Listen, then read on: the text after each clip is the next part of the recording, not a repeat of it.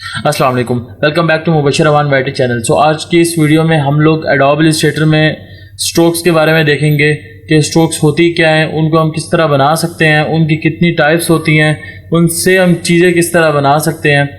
तो चलिए अपनी क्लास को स्टार्ट करते हैं।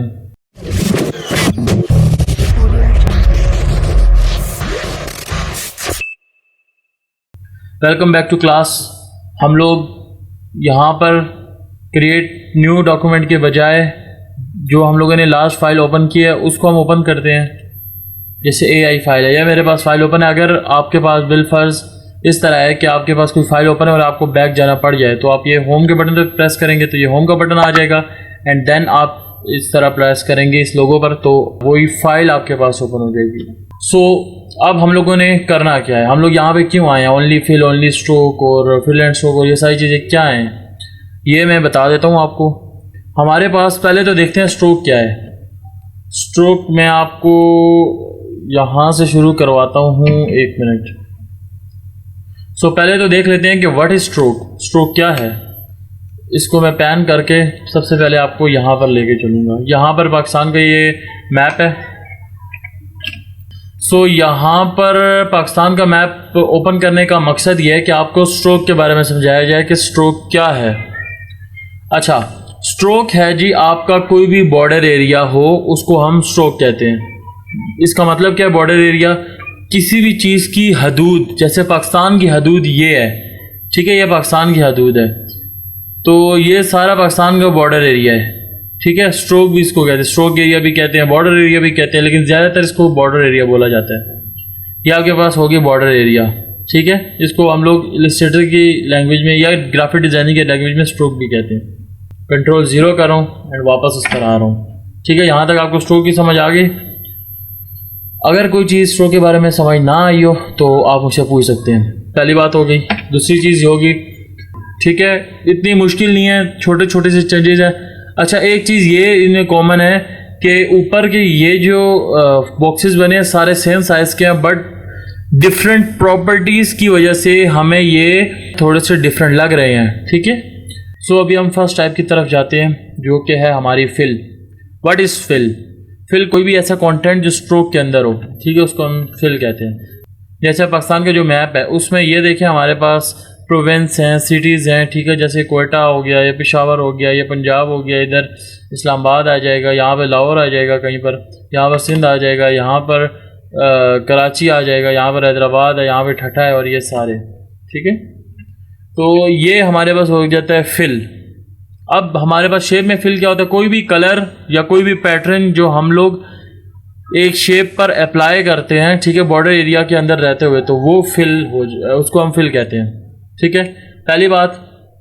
दूसरी चीज़ ये कि हमारे पास ये जो आते हैं ओनली फिल एंड स्ट्रोक जो लिखा है इसमें हमारे पास शेप्स हैं जिन पर फिल और स्ट्रोक की डिफरेंट प्रॉपर्टीज़ हैं, बट हम लोग इस वक्त टाइप्स देख रहे हैं स्ट्रोक की तो हम लोग उस तरफ रहते हैं।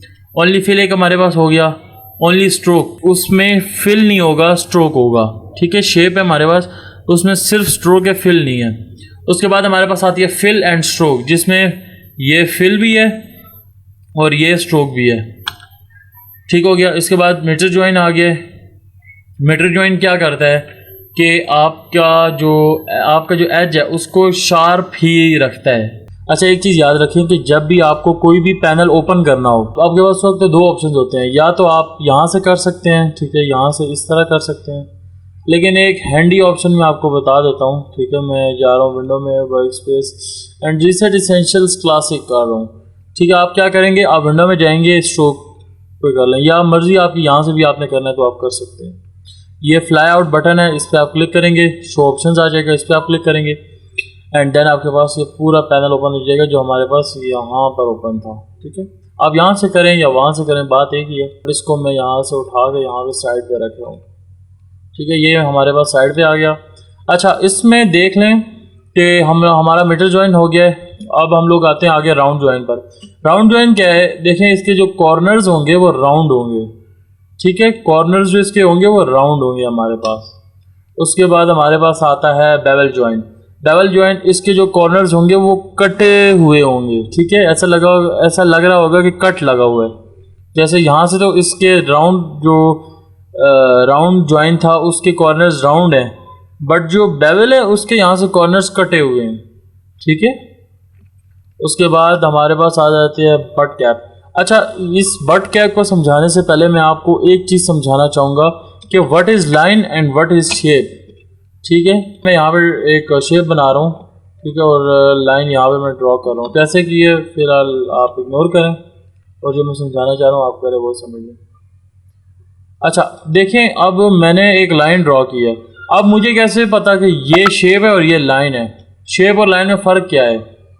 शेप कोई भी ऐसी चीज़ हो सकती है जो कि आपके पास कॉर्नर से कनेक्ट हो। ठीक है, कनेक्ट अगर कोई शेप होगी तो वो आपके पास शेप होगी। ठीक है, जैसे अब ये वाला जो कॉर्नर है वो इस कॉर्नर से कनेक्ट है, ये वाला इससे कनेक्ट है। ठीक है, ये सारे आपस में कनेक्ट हैं, बट ये और कनेक्ट भी हो और साथ के साथ आपकी जो शेप है वो क्लोज भी हो। ठीक है, और ये देखें ये लाइन किसी भी तरह से एक दूसरे से कनेक्ट नहीं है। ठीक है, ये कॉर्नर्स कहीं से कनेक्ट नहीं है, ये कॉर्नर्स कहीं से कनेक्ट नहीं है। ठीक है, तो सिंपल ये एक पाथ या एक लाइन आप कह सकते हैं। तो अब हम लोग आते हैं बट कैप पर। बट कैप क्या हमारे पास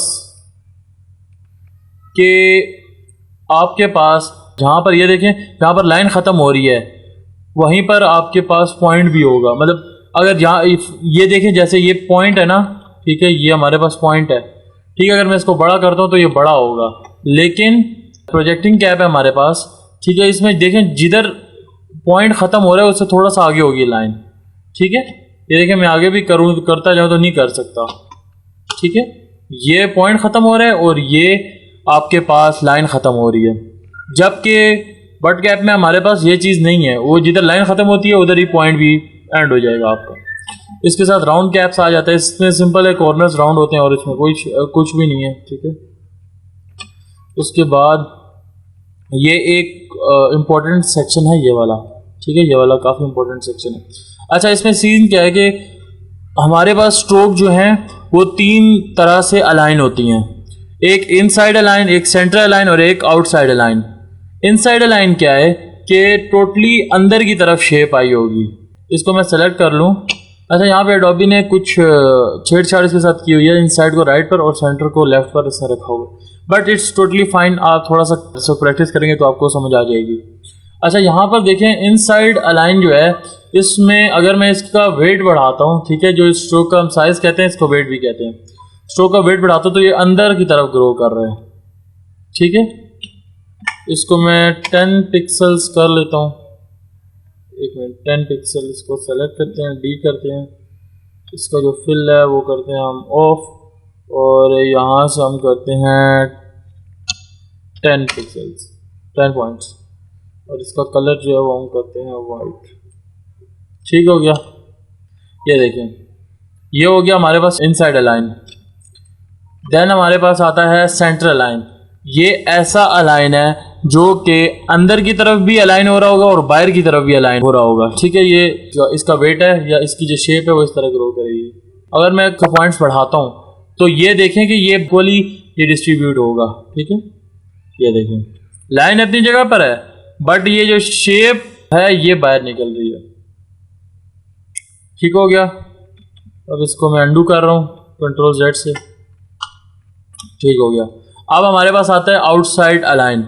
आउटसाइड अलाइन क्या है कि जो हमारे पास वो लाइन थी, जो हमारे पास ये लाइन है, ये जो हमारे पास लाइन है, ये अंदर जो जाएगा वो इनसाइड है, जो इससे बाहर आएगा वो आउटसाइड है। ठीक है, अब देखें ये लाइन यहाँ पर है और इससे बाहर ये सारे हैं। अगर मैं इसका वेट बढ़ाता हूँ तो ये सिर्फ बाहर की तरफ ग्रो करेगा, कम करता हूँ तो ये अंदर की तरफ ग्रो करेगा। ठीक हो गया, कंट्रोल 0। अच्छा, अब हमारे पास आते हैं डॉटेड लाइन या डैश लाइंस। ठीक है, अच्छा ये वाली जो लाइंस हैं ये डॉट डॉट होती हैं। जैसे आपने पढ़ा होगा 9 या 10 में, जिसमें आप ज्योमेट्री पढ़ रहे हो, तो उसमें हम लोग एक फर्जी लाइन ड्रॉ करते थे जिसको हम लोग डॉटेड लाइन या हम लोग एक इमेजिन लाइन भी कह सकते हैं, जिसको सिर्फ हम सोचते हो एक्चुअली होती नहीं है। ठीक है, तो ये वो लाइन है डैश लाइन, इसको असल में डॉटेड लाइन कहते हैं। ठीक है, और आगे वाली जो है इसको डैश लाइन, और इसमें प्रॉपर डॉट्स होते हैं। अभी इसमें डॉट नहीं है, अभी मैंने खुद नहीं रखे, बट यह है कि इसमें डॉट्स होते हैं और इसमें आपके पास डैशेस होती हैं। ठीक है, ये आपको समझ आ गई। एक सिंपल लाइन पहले बना लें। ठीक है, और यहाँ से आप ये आर्क है, ये आप आर्क निकाल लें, ठीक है। ये यहाँ पे इस तरह बना लें एंड यहाँ से आर्क की आप कॉपी लें, ट्रांसफॉर्म करें एंड यहाँ पर आप रिफ्लेक्ट करें और यहाँ से आप इसकी कॉपी निकाल लें, ठीक है।